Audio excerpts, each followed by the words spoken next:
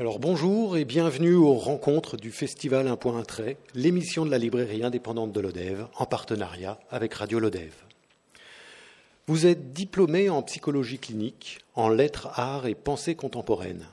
Vous animez des ateliers d'écriture en français ou en anglais. Vous êtes aussi, présidente de la boutique d'écriture à Montpellier, qui porte l'écriture dans les milieux populaires. Vous êtes également cofondatrice du collectif Penser le travail. Tatiana Arfel, bonjour. Bonjour. Vous avez écrit plusieurs romans ou nouvelles, dont L'attente du soir, qui a reçu de nombreux prix, mais surtout qui a enthousiasmé le club de lecture de la librairie. Vous avez aussi écrit Des clous, sont parus aux éditions José Corti. Et aujourd'hui vient de paraître La ronde des poupées aux éditions Fugue. Émilienne est le fil conducteur de ce roman. Certains diront qu'elle est dame pipi, d'autres technicienne de surface dans l'espace réservé aux femmes d'une galerie commerciale. Émilienne y raconte la vie, réelle ou imaginée, de celles qui viennent voir de quoi elles ont l'air dans le miroir de ce lieu. Quel est l'espace entre réalité et paraître dans ce jeu de miroir? De quoi l'apparence est-elle le reflet? C'est une vraie question. Désolé. Attends, c'est une question philosophique. Après la sieste, c'est... Non, mais il y en a deux. En plus, on m'avait prévenu qu'il y avait deux questions d'un coup avec Stéphane. Quel est l'espace entre réalité et apparence? Exactement.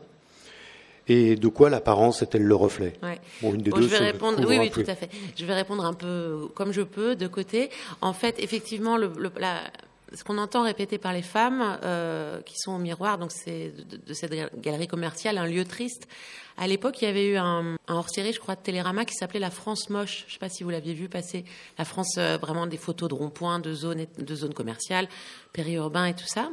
Ça, c'est une chose. Ensuite, donc dans cette galerie commerciale, au miroir, elles se disent toutes de quoi j'ai l'air, de quoi as-tu l'air, où on leur renvoie cette question. C'était la porte d'entrée la plus simple pour l'injonction qu'on fait plus aux femmes, mais ça vient, hélas, aussi pour les hommes peu à peu avec le temps, hein, de complaire à une forme d'image. Voilà. À ce moment-là, quand vous dites quel est l'espace, ça me fait penser qu'il y a une des femmes qui dit je suis collée à cette image, il n'y a plus d'espace. Et justement, quel est l'espace? C'est peut-être l'espace où on peut les faire penser et écrire, un moyen de se décoller. De ce reflet qui est forcément critique. Parfois, dans les rencontres, je généralise, quand on explique aux hommes qu'est-ce qu'on fait, nous les femmes, c'est-à-dire la construction de genre social des femmes, le matin devant le miroir, c'est la critique de haut en bas, oui, tout ce qui ne va pas de haut en bas. C'est un peu plus rare, même si ça vient aussi pour des comédiens, pour des danseurs, pour des hommes soumis à l'image, c'est un peu plus rare pour le masculin. Voilà, je pense que j'ai répondu à aucune des deux. C'est exactement ce qu'il me fallait. Aloïse, un des personnages croisés par Émilienne, fait son poids. Elle est grosse. Nejma se fait vomir pour ne pas ressembler aux femmes de sa famille. Ekaterina doit être à la hauteur pour plaire aux hommes, clients. Et Émilienne ne se voit plus, ne se reconnaît plus dans le miroir des toilettes publiques. Vous faites de ces femmes des combattantes de leur apparence, pour plaire ou bien se plaire. Pourtant, page 59, pour ceux qui ont lu le livre et qui s'en souviennent bien et assez par cœur, je pensais à Laurent Philippari, vous faites dire à Émilienne qu'on laisse la femme être, violente, vulgaire, telle les hommes, qu'on cesse cette idéalisation mièvre. Quelle est cette idéalisation mièvre qui pèse et contraint ces femmes ? Oui, alors bien sûr, elles parlent de leur apparence, c'est la porte d'entrée parce qu'elles sont en train de se recoiffer quand vous êtes passé aux toilettes de la galerie commerciale. Ensuite, comme elles monologuent, sont des monologues peut-être pas de théâtre, mais en tout cas, voilà, des monologues plutôt oraux sur l'ensemble de leur vie. Le vulgaire, c'est simplement il y a une idéalisation. Les femmes ne font pas ça, dit-on. Alors aussi bien pour des conduites trop boire, vomir. Émilienne, à un moment, est alcoolique, mais aussi bien pour des conduites criminelles. Alors effectivement, les femmes, on a vu là dans cet essai qui parle de du poids la surreprésentation du masculin dans les crimes et les délits. Est-ce qu'on en conclut que les femmes sont meilleures ? Bien sûr que non. Sinon, on conclut par essentialisme qu'elles sont différentes. On a peut-être moins la possibilité de faire des d'avoir la puissance de contraindre. Voilà, donc laissons-les être, c'est qu'idéaliser, c'est la même chose que critiquer. Pour le féminin, si on vient nous dire tu es tellement pure et romantique, voilà, moi ça me touche pas. Voilà. Et vous faites une remarque aussi, page 123, que j'aime beaucoup. Comment peut-on exiger des femmes qu'elles fassent du 36 tout en vendant des sacs de patatos géants, écrivez-vous. Oui. La pratique du point du mari, que vous évoquez aussi dans le livre, ou les livres de développement personnel qui colonisent les étals et proposent d'écouter l'enfant intérieur, écrivez-vous avec ironie. Qu'est-ce que cela révèle à vos yeux de ce mode de pensée ? À mes yeux, c'est juste, mais c'est une question marchande en fait. Effectivement, c'est que dans tous les cas, on vend quelque chose, un livre, des potatoes ou bien des méthodes de régime. Dans cet ouvrage, vous portez aussi la question du travail, qui est un sujet qui vous tient particulièrement à cœur en tant que cofondatrice du collectif Penser le Travail. Donc cette question que vous posez, ce rapport au travail, de l'absurdité des règles. Et si je suivais exactement la procédure, le travail ne serait pas bien fait, dit Émilienne. Ou encore, nous passons plus de temps à remplir des fichiers qui disent que nous avons travaillé qu'à travailler. Cela dit, c'est Émilienne qui dit cela, ou Michel qui évoque un « c'était mieux avant », c'est-à-dire une époque où le travail avait du sens. En quoi ces questions sont-elles représentatives de notre société ? Alors Michel, dans le livre, c'est une serveuse qui travaillait plus ou moins dans un routier où elle faisait à manger et qui ensuite se retrouve à réchauffer des plats, d'où la question de la perte de sens et de la disparition du métier. Là, elle exécute des tâches. Alors, effectivement, dans Des clous, c'est... Le titre, c'est parce que c'est la traduction d'un proverbe japonais qui dit « le clou qui dépasse ». Souvent rencontre le marteau, et c'est sur des employés non conformes en entreprise qu'on a déclaré non conformes et à qui on va faire suivre un séminaire de remotivation. Et il y a effectivement du commun avec les poupées là sur cette question des procédures dont on est fou aujourd'hui. Le personnel soignant le dit, l'administratif bien sûr le disent, à quel point on est obligé de remplir, de passer plus de temps dans une question comptable. En quoi c'est représentatif ? Ça, moi, je ne sais pas. Il y avait un numéro de la revue de psychanalyse qui disait « évaluais-tu » parce que c'est des questions d'évaluation, toutes ces questions comptables, Calliope, etc. Même quand on va aux toilettes là, des centres commerciaux, vous avez vu qu'il y a un petit bip-bip là pour dire si on est content ou pas, qui évalue les personnes qui font le ménage, voilà, avec un bonhomme content ou pas content. Alors, ces questions comptables, ça rejoint les questions gestionnaires qu'on retrouve aussi à l'hôpital. Je ne sais pas en quoi c'est représentatif. Est-ce que on devient angoissé et qu'il nous faut tout contrôler, ou est-ce que simplement les cabinets d'audit font beaucoup d'argent ? Alors on a parlé d'Aloïse, on a parlé de Michel, mais le fil conducteur que j'évoquais au début, c'est Émilienne. Donc qui est Émilienne ? Alors Émilienne, c'est le fil conducteur parce qu'en effet, c'est la dame pipi. Moi, j'aime bien le mot dame pipi, ça n'existe plus, mais il y en a encore dans quelques grands cafés parisiens, par exemple. Émilienne, ce serait moi, les personnages, j'ai l'impression, j'ai comme la certitude qu'ils existent et que je cours derrière eux et que je prends en note ce qu'ils me disent, ou que je capte ça un peu comme à la radio. Et donc Émilienne, finalement, c'est pour moi un modèle de femme. C'est quelqu'un qui me dépasse, qui fait mieux, qui est quelqu'un qui a un petit peu tout vécu. Tout vécu, c'est vague, mais qui a quitté la maison très tôt, qui s'est retrouvé à la rue, qui s'est retrouvé alcoolique, qui s'en est sorti, qui est parti au bout du monde et qui finalement, autour de 60 ans, doit gagner un peu son pain pour la retraite. Et ce boulot-là, pas pire qu'un autre. Vous avez dit, qui est-elle ? Vous avez dit tout à l'heure, c'est celle qui ne se voit plus dans le miroir, en effet. Elle le dit en ça aussi, c'est un modèle, puisque finalement, son reflet elle voit bien que elle vieillit, elle a des cheveux blancs ou gris, mais son reflet lui devient égal. Ce qui lui importe, et c'est en ça, pour moi, elle est modèle, c'est l'augmentation de son flux d'énergie vitale. Voilà. C'est du développement personnel, ça, non ? Non, flux d'énergie vitale au sens... Alors, à la limite, ce serait plus de la psychanalyse au sens libidinal, avoir envie de, désirer, manquer.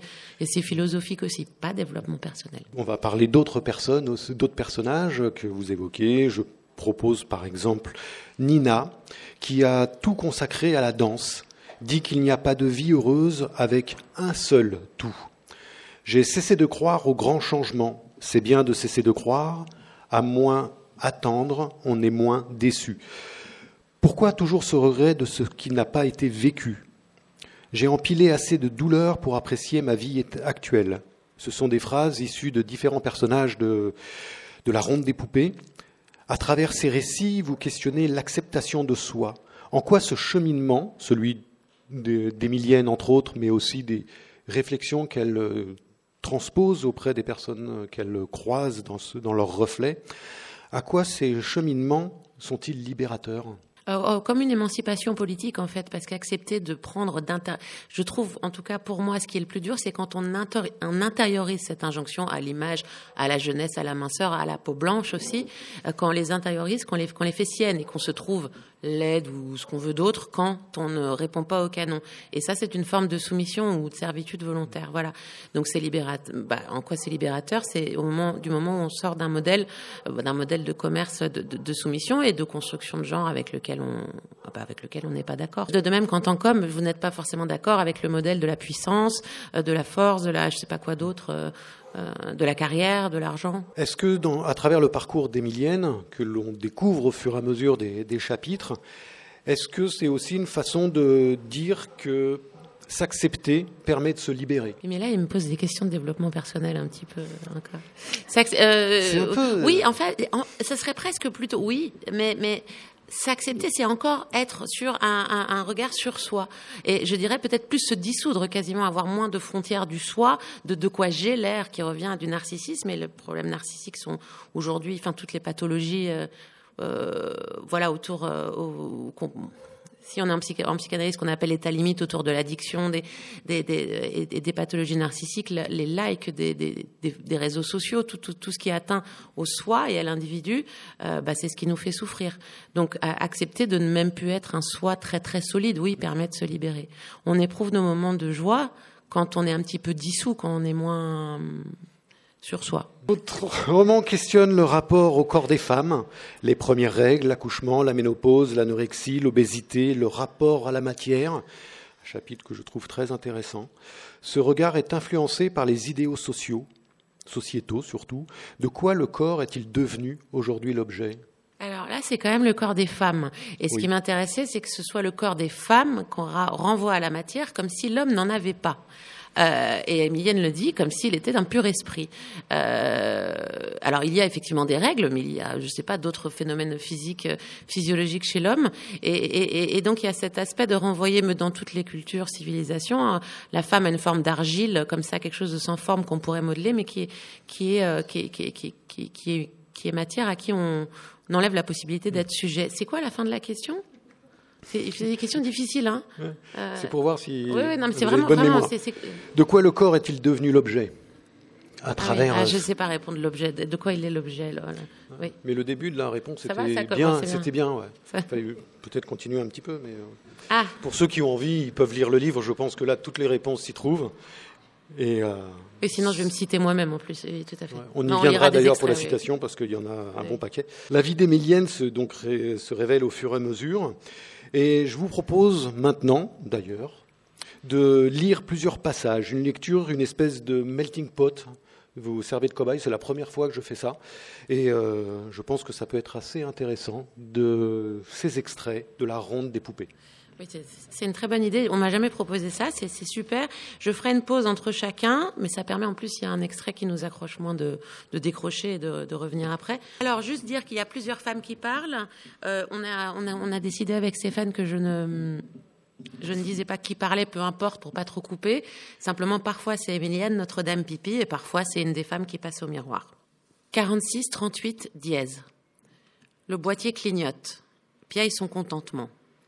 La porte frémit d'aise et accepte mon passage. Je la referme scrupuleusement. C'est qu'on est très tatillon parmi mes supérieurs sur la circulation de possibles intrus. Il n'y a pourtant pas grand-chose de passionnant derrière le battant. Le couloir gris, long, les murs parcourus de tuyaux mystérieux. Tout là-haut, une balustrade en fer et des néons régulièrement disséminés. Comme chaque matin, je règle ma marche. D'ici à l'embranchement, cela fera 24 pas.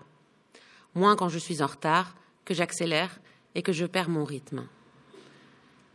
C'est dommage de se presser si tôt, de se violenter d'un temps extérieur qui fait battre le cœur, tournoyer les idées et lâcher le fil. La tension infusera alors la journée entière. J'allonge aujourd'hui une jambe après l'autre, un pied après l'autre, lentement, en espérant le geste beau, même s'il n'y a personne. C'est pour moi. Je suis contente d'être toute seule. Je ne veux pas de petite amie qui bave en fixant mes seins, pas d'échange de salive ou pire, pas d'odeur de grands pieds jamais aérés, pas d'haleine de McDo en décomposition, pas de phrases toutes faites et de rires de crétins qui passent du grave à l'aigu comme une radio déréglée. Je ne veux pas d'amis non plus. Au lycée, sont toutes des cruches. Passent leur temps à bavasser, le maquillage, les garçons, les ragots, dont tout le monde se fout.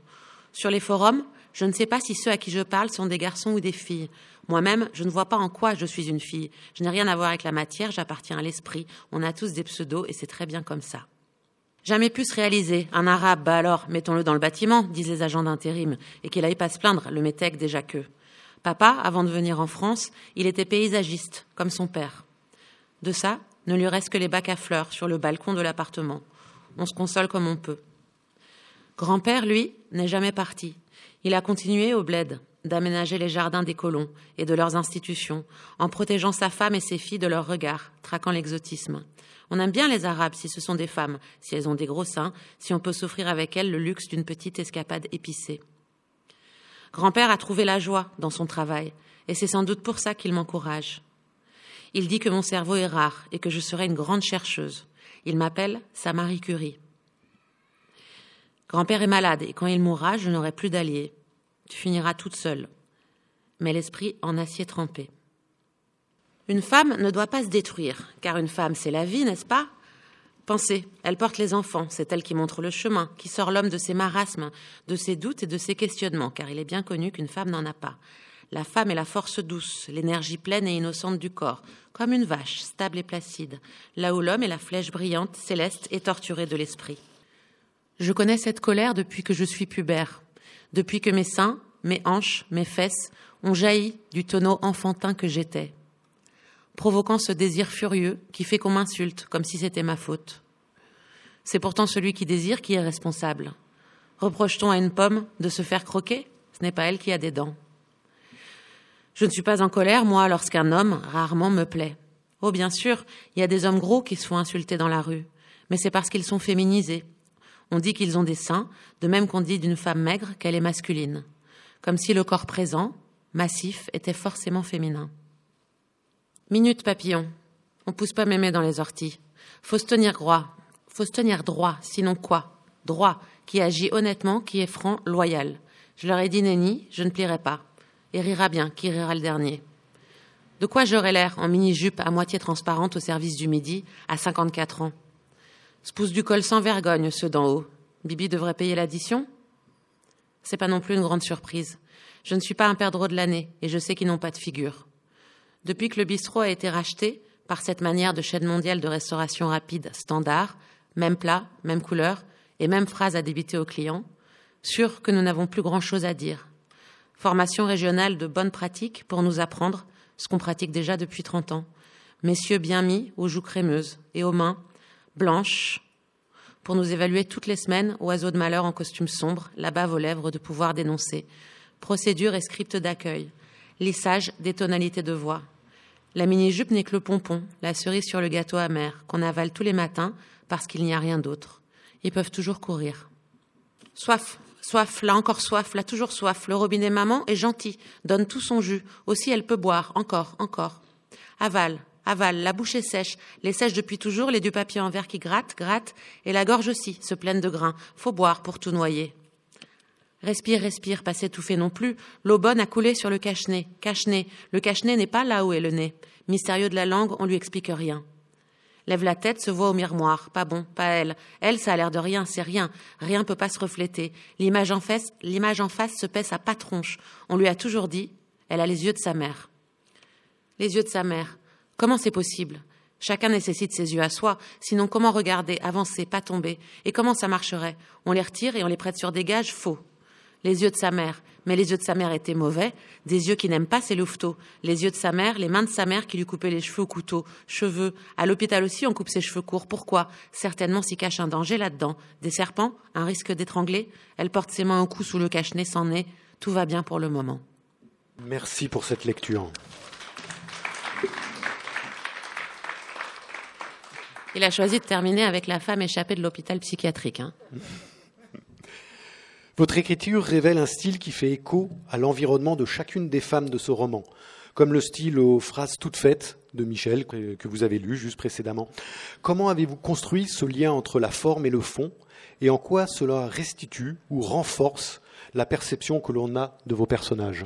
Alors j'ai moins pu faire de lien que pour l'attente du soir, où d'abord il n'y a que 3 personnages, et puis le style est beaucoup plus... La construction de la langue la langue de chacun est plus poussée, plus différente. Normalement, dans l'attente du soir, où qu'on tombe, on sait sur qui on tombe. Et ils reviennent. Là, elles ne viennent qu'une fois, ces femmes.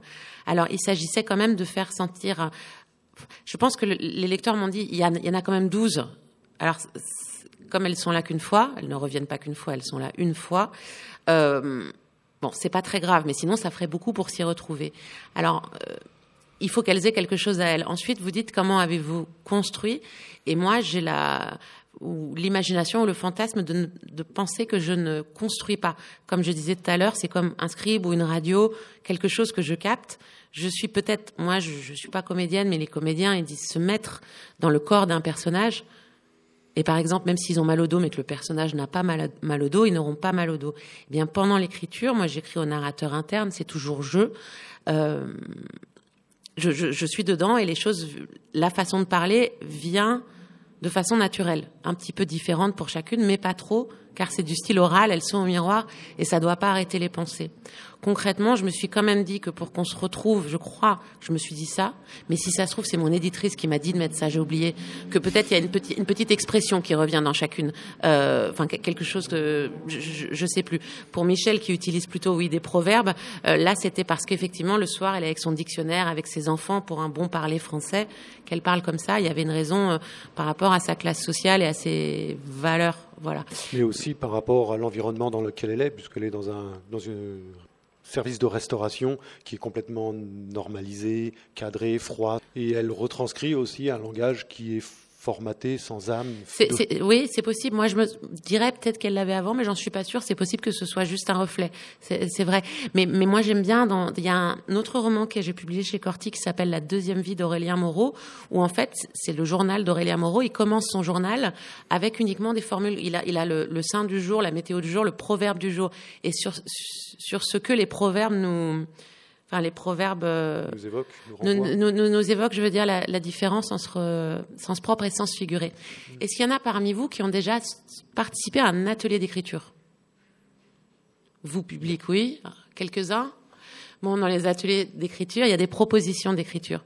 Propositions d'écriture, ça peut être un début de phrase, de poème ou un thème.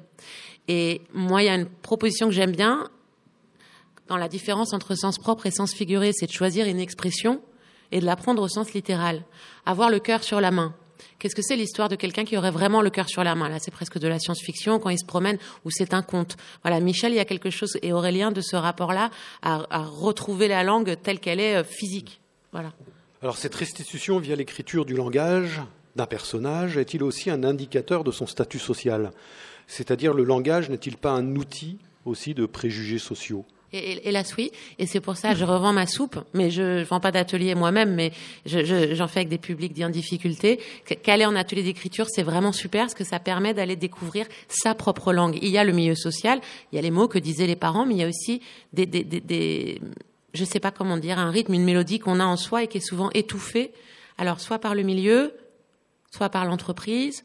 On a aussi les éléments de langage publicitaire, politique, les circulaires, etc. On a un ensemble de langues froides et figées. Et c'est une forme de résistance que de développer sa langue. Sa langue à soi. Deleuze dit la langue mineure au milieu de la langue majeure, comme un accord mineur. Voilà. Et ça, c'est quelque chose qu'on peut tous faire. Et chacun trouve, j'en parlais tout à l'heure, en atelier, il vient dire, je savais pas que j'étais capable de faire ça, d'écrire ça. Voilà. Donc oui, c'est un marqueur, mais c'est un marqueur qu'on peut faire sauter un petit peu, ou ouvrir. Dans un des extraits que vous avez lus aussi, on parle d'Aloïse par son physique. Il y a une superbe description de son physique. Et subit ce désir furieux qui fait qu'on l'insulte comme si c'était de sa faute qu'elle soit grosse. Vous rappelez que c'est celui qui désire qui est responsable. Comment s'est construit à travers la société actuelle cette inversion de la responsabilité entre le désir et l'objet du désir? Il faut demander à un sociologue ou un historien. Je ne sais pas, mais c'est quelque chose d'épatant. Non, c'est aussi dans les milieux pour l'homosexualité où on va condamner l'homosexualité, dans les pays où on va condamner l'homosexualité passive, mais pas active. Alors que, l'agent est celui qui est actif.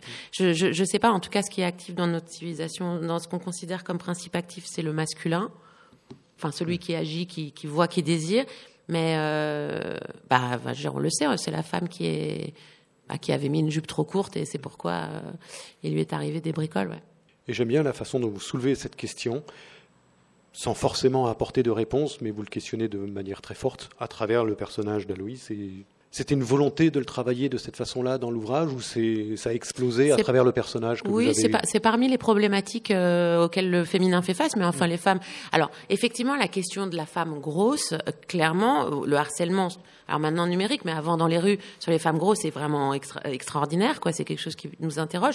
Mais enfin, la femme, globalement, la colère qu'elle va recevoir dans les apostrophes dans la rue, c'est parmi les... En fait, c'est un petit peu un catalogue de problématiques. Ça donne pas très envie du coup pour lire, mais il y avait plein de sujets comme ça qui m'interrogeaient et je n'ai pas de réponse et qui se sont incarnés dans chacune. Mais oui, c'est un peu une explosion aussi pour Aloïs. Oui, c'est vrai. Alors, votre titre est issu d'un tableau que vous évoquez, page 130, qui est le titre issu d'un tableau, donc apparemment espagnol, La Ronde des poupées. Vous dites « Mes femmes d'ici sont les poupées de jour, va savoir ce qui se passe la nuit ». Dans ce roman, vous avez été leur scribe, leur reflet, leur récit. Jusqu'où vos personnages sont-ils votre reflet? C'est difficile à voir, oui, certainement. C'est la phrase de Flaubert complète, c'est « Madame Bovary, c'est moi, mais elle pleure dans tous les villages de France ». Les deux sont vrais en même temps, bien sûr. Après, je peux pas dire avoir tout vécu en même temps, parce qu'il y a des choses contradictoires. Enfin, mais on peut tout vivre en fait.